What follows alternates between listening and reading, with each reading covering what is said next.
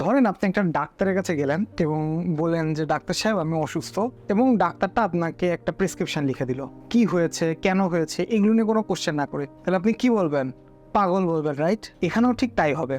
অনেকের ম্যাথে এক একজনের এক এক ধরনের সিচুয়েশন, তাই আপনাকে ঠিক করতে হবে যে আপনার জন্য কোন সলিউশনটা best.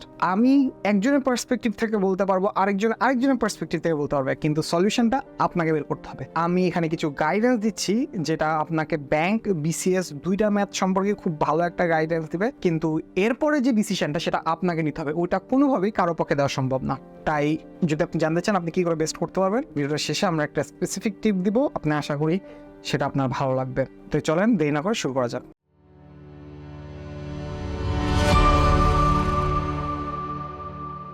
Hello everyone, welcome to এনগিডস। আমি মোহাম্মদ লতিফুর রহমান। আজকে আমার মতো কথা বলবো বিসিএস এবং ব্যাংকের জন্য কিভাবে ম্যাথের প্রিপারেশনটা নেওয়া যায়। তো আপনার যদি এই ধরনের ভিডিও ভালো লাগে অবশ্যই চ্যানেলটি সাবস্ক্রাইব করে রাখুন, কারণ এরকম আরও কিছু ভিডিও আসতেছে, আশা করি আপনার ভালো লাগবে। তো চলেন কোনো প্রকার দেরি না করে চলেন শুরু করা যাক। তো প্রথমে আমি আগে যে কথা বলেছি যে একটা ওষুধ যেমন সব রোগের হয় না, তেমনি একটা সলিউশন সবার জন্য হবে না। আমি দুটো স্পেসিফিক সিচুয়েশন বলে নেই, এটা আপনাকে একটু হেল্প করবে যে কিভাবে প্রিপারেশন নিতে হবে সেটা বুঝতে। আমার ব্যাকগ্রাউন্ড হলো ইঞ্জিনিয়ারিং এবং আমি এমবিএও করতেছি, তার মানে আপনাকে একটা নিয়ে বুঝতে হবে যে আমার মোটামুটি ম্যাথের বেসিকটা ভালো। এটা একটা পয়েন্ট। কেন বলছি এটা পরে বলছি। সেকেন্ড হলো আমার বোন, তার ব্যাকগ্রাউন্ড মেডিকেল। সো আমি বলছি না সব মেডিকেল স্টুডেন্টের বেসিক খারাপ, বাট আমার বোনের ম্যাথের বেসিকটা কিছুটা দুর্বল। আপনাকে একটু বুঝতে হবে জিনিসটা যে আমারটা একটু স্ট্রং, আমার বোনেরটা একটু দুর্বল। কেন বললাম এবার আসি। আপনি যখন বই কিনতে যাবেন বাজারে, দুই ধরনের বই পাওয়া যায়, একটা হলো বেসিকদের জন্য আর একটা হলো একটু অ্যাডভান্স লেভেলের। যেমন ধরেন এটা একটু পুরাতন বই, এটা 2021 সালে যখন আমি প্রিপারেশন নিচ্ছিলাম বিসিএস এর জন্য তখন হলো গিয়ে এটা কেনা হয়েছিল। এটা হলো শাহিনস ম্যাথ, এটা মূলত বেসিকটাই বলা যায়, আমার বোনের জন্য মেইনলি কেনা হয়েছিল। এবং এর একটা বড় রিজন হচ্ছে বললাম আমি আপনাকে যে আমার ম্যাথের বেসিকটা তুলনামূলকভাবে স্ট্রং আমার বোনের চেয়ে, যার ফলে ওর জন্য এই বইটা কেনা পড়েছিল। আরেকটা হলো ম্যাথ ম্যাজিক, যে এই বইটা, এই দুইটা বই মূলত ওর জন্য কেনা এই কারণে, কারণ এই দুইটা তুলনামূলকভাবে বেসিক থেকে শুরু করে। অর্থাৎ আপনি বিসিএস লেভেলের ম্যাথ যদি প্র্যাকটিস করতে চান, অনেকদিন ম্যাথ প্র্যাকটিস করেননি, ভুলে গেছেন, অথবা আপনার ম্যাথের বেসিক তুলনামূলকভাবে আগে থেকেই দুর্বল। ভাই আপনার বেসিক ম্যাথের বেসিক ভালো কি ভালো না এটা আমি জানি না, তবে আপনাকে নিজে অনেস্টলি উত্তরটা করতে হবে যে আমার ম্যাথের বেসিক ভালো কি ভালো না। আর এটা পরে একটা টুইস্ট আছে যেটা না আমি আপনাদেরকে পরে বলছি। সেটা হলো আমি ওই 21 সালেই একটা পরীক্ষা দিতে আসি, সেটা হলো বোধহয় বিসেকের, বাংলাদেশ সিকিউরিটি এক্সচেঞ্জ কমিশন। হ্যাঁ, তো ওই পরীক্ষাটা দেওয়ার সময় ওখানে 3টা ম্যাথ দিয়েছিল। আমি ম্যাথগুলোর ভেতরে একটা পেরেছি, 2টা ম্যাথ পারি নাই। একটা ম্যাথ শেষ করে একদম লাস্টে অ্যান্সার করতে পারি নাই, এইটুকু জায়গায় আটকে গেছিলাম। আরেকটা ম্যাথ আমি টোটালি হজবড়, মানে আমি ওটার আগামাথা ধরতে পারিনি। আমার এতটা লজ্জা লেগেছিল, কারণ আমি অ্যাজ আ ইঞ্জিনিয়ারিং স্টুডেন্ট আমাদের খুব ম্যাথের প্রতি একটা গর্ব থাকে যে হ্যাঁ আমরা তো ম্যাথ পারি, কিন্তু যেহেতু ম্যাথ পারিনি এটা খুবই লজ্জাজনক ছিল আমার জন্য। তো ওইবার বাসায় যেয়ে আমি শেষে 2টা বই কিনে ফেলেছিলাম। সেটা হলো একটা হলো এই ব্যাংক জব ম্যাথ সলিউশন, এই বইটা। দ্বিতীয়টা হলো এই যে খাইরুস অ্যাডভান্স। এই দুটো কিন্তু আমার জন্য কেনা, এটা আমার বোনের জন্য কেনা। তাহলে এবার আপনি বলবেন যে আমি ভালো স্টুডেন্ট বললাম, ম্যাথে ভালো বললাম, তারপর আমি কেন হলো গিয়া এই ম্যাথের বইটা কিনতে গেলাম? কারণ হলো কিছু কিছু কোশ্চেন থাকবে বিশেষ করে ব্যাংক জবে, এবং ব্যাংক বলতে আপনার সেই গভর্নমেন্ট ব্যাংকগুলো বলেন, মানে এসও অফিসার এই ব্যাংকগুলি বলেন, বা অফিসার এডি বাংলাদেশ ব্যাংকে বলেন, অথবা প্রাইভেট ব্যাংকগুলো MTO এক্সাম বলেন, সবগুলোতে কিছু ম্যাথ থাকে যে ম্যাথগুলো আসলেই ডিফিকাল্ট, অথবা আপনি যদি প্র্যাকটিস করে না যান খুব সম্ভব পারবেন না। যেমন যদি আপনাকে বলি যে স্রোতের ম্যাথ খুব ইজি, এটা নিয়ে তেমন একটা ঝামেলা হয় না। আর রেশিওর ম্যাথ এগুলো অনেকে ঝামেলা হয় যে কোনটা কতটুকু মিশালে কি হবে। হ্যাঁ অবভিয়াসলি আপনি পারবেন। ওই দিনকে আসলে আমাকে ছাড়লে আমি ম্যাথগুলো পড়তে পারতাম না, অবশ্যই পারতাম, কিন্তু আমাদের হাতে দেওয়া হয়েছিল যে সময়, সেই সময় পারিনি। মানে 1 ঘন্টা টাইম ছিল, সেই 1 ঘন্টার ভেতর আমি পারিনি। কথাটা ওই জায়গায় যে আপনার হাতে যেহেতু অল্প টাইম থাকবে, সেই অল্প টাইমে যদি আপনি বেশি অ্যান্সার করতে চান আপনাকে অবশ্যই ম্যাথটা ভালো করতেই হবে, এটা কোনো অল্টারনেট নাই। এই কারণে আপনার বেসিক যদি ভালো হয় আপনার জন্য এই প্রথম 2টা বই কেনার কোনো দরকার নেই, কিন্তু আপনার বেসিক যতই ভালো হোক আমি শেষে 2টা বই কিনতে সাজেস্ট করব। প্রথমে বলে নিই এইগুলোর একটা বই আমাকে কোনো প্রকার স্পন্সরশিপ তো করেনি, বোঝা যাচ্ছে এগুলো অনেক আগের বই, আমার নিজের সময় কেনা বই। তবে হ্যাঁ আমি বলিনি এক্স্যাক্টলি এই বইটাই কিনতে, বাট আপনি এইরকম বই বাজারে গেলে এখন প্রচুর পাবেন, হয়তো এই বইগুলো নাও পেতে পারেন, সেটা আলাদা বিষয়।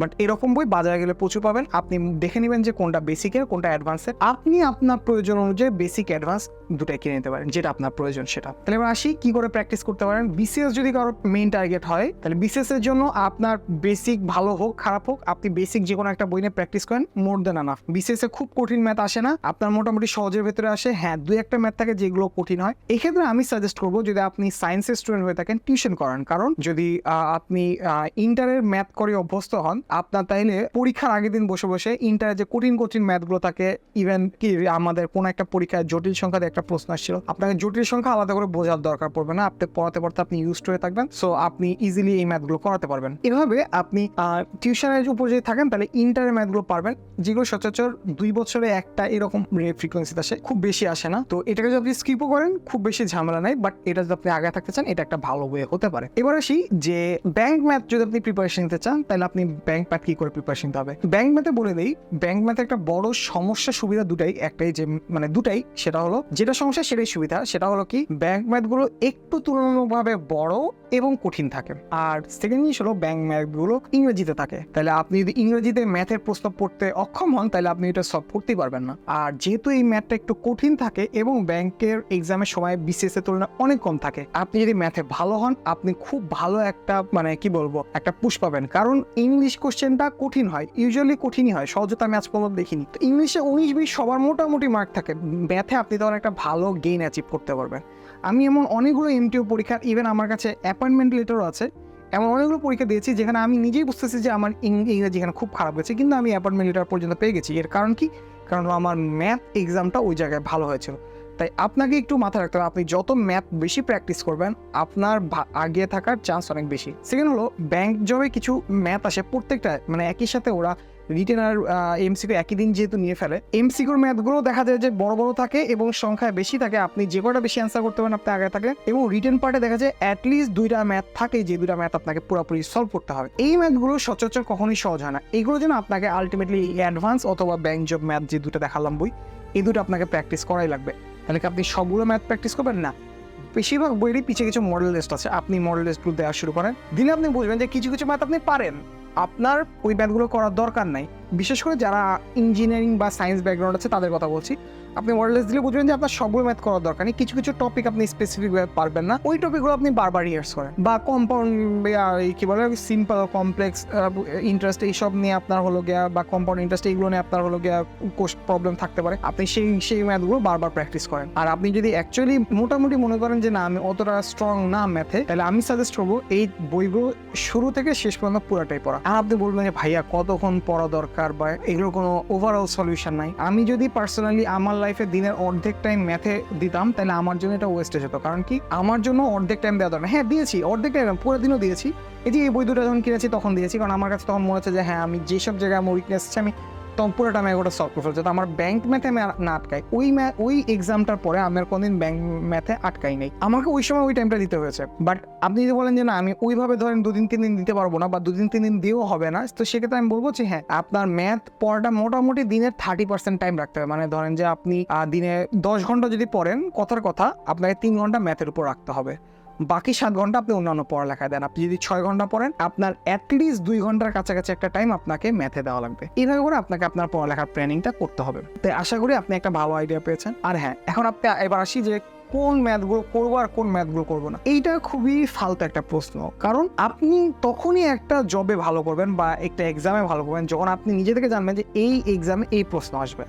দেখবেন যে মানুষ বলে যে ওই যে বেশি এক্সাম দিলে এক্সপিরিয়েন্সে অনেক ভালো হয়, হ্যানা তেনা। কেন বলে এই কথাটা? এর কারণ হলো, আপনি যখন অ্যাকচুয়ালি একটা এক্সাম দিবেন, এক্সাম দেওয়ার ফলে যেটা হচ্ছে যে আপনার অ্যাকচুয়ালি একটা এক্সপিরিয়েন্স গেইন হচ্ছে যে এই পরীক্ষায় এরকম কোশ্চেন আসে। তাইলে কি প্রথমবার পরীক্ষা দিয়ে কেউ ভালো করছে না? অবশ্যই করছে। আপনার তো প্রথম এক্সামটা দিয়ে আপনি জানছেন, তার আপনার কাছে আরও প্রিভিয়াস কোশ্চেন আছে, আপনি পাস্ট কোশ্চেনগুলো দেখেন, চেক করেন যে কী টাইপের কোশ্চেন আসে। আমি কিভাবে বললাম যে ব্যাংক ম্যাথে বেশি কি বলে কঠিন ম্যাথ আসে, আমার এটা প্র্যাকটিস করতে হবে? সিম্পল, এই বইগুলোতেই দেওয়া আছে যে কোন জব এক্সামে কী কী প্রশ্ন আসছে, আপনি এইগুলোই সলভ করেন। আপনি কোশ্চেন ব্যাংক কিনেন, প্রত্যেক ধরনের কোশ্চেন ব্যাংক আছে। প্রাইভেট ব্যাংকের কোশ্চেন ব্যাংক এখন পাবেন না, এগুলো আপনি পুরাতন দোকানে গেলে আপনি দেখবেন যে কিছু প্রাইভেট ব্যাংকের জন্য স্পেসিফিক কোশ্চেন ব্যাংক আগে ছিল, সেই ধরনের কিছু কোশ্চেন ব্যাংক আছে। আর গভর্নমেন্ট ব্যাংকের কোশ্চেন ব্যাংক এখনও অ্যাভেলেবল। আপনি কোশ্চেন ব্যাংক নিয়ে নেন, আপনি নিজেই রিসার্চ করেন। আপনি নিজে নোট বানান যে এই টাইপের ম্যাথ আসে যেটা আমি পারি না, এবং সেগুলো পড়েন। আপনাকে তো শুধু টাইম 3 ঘন্টা দিলে হচ্ছে তার তো না, আপনাকে টাইমটা খুব এফিসিয়েন্টলি দিতে হবে। আপনি চিন্তা করবেন যে হ্যাঁ আমার এইটুকু টাইম আমি দিব এবং এইটুকু থেকে আমি এই রিটার্নটা নিয়ে আসবো। এইভাবে করে আপনি যদি হিসাব করে পারেন, আপনি অল্প টাইমে বেশি ভালো করতে পারবেন। এইটা মোটামুটি বেশিরভাগ ভালো স্টুডেন্টের একটা সিক্রেট টিপ। তা আশা করি এই টিপটা আপনার কাজে দিবে। আপনার যদি ভিডিওটা ভালো লেগে থাকে অবশ্যই ভিডিওটাতে লাইক দিয়ে রাখুন এবং সাবস্ক্রাইব করে রাখুন, কারণ এরকম অনেকগুলো ভিডিও আসছে আমাদের চ্যানেলে যেগুলো আপনাকে অনেক হেল্প করবে। এবং যেসব ফ্রেন্ড আপনার সাথে প্রিপারেশন নিচ্ছে অবশ্যই তাদের সাথে শেয়ার করে দিন, তারাও উপকৃত হবে, আপনিও উপকৃত হবেন। এবং কমেন্ট করে জানিয়ে দিন যে আপনি নেক্সট কী ধরনের ভিডিও চান। ভালো থাকবেন, সুস্থ থাকবেন এবং এনগিডসের সঙ্গে থাকবেন। ধন্যবাদ সবাইকে।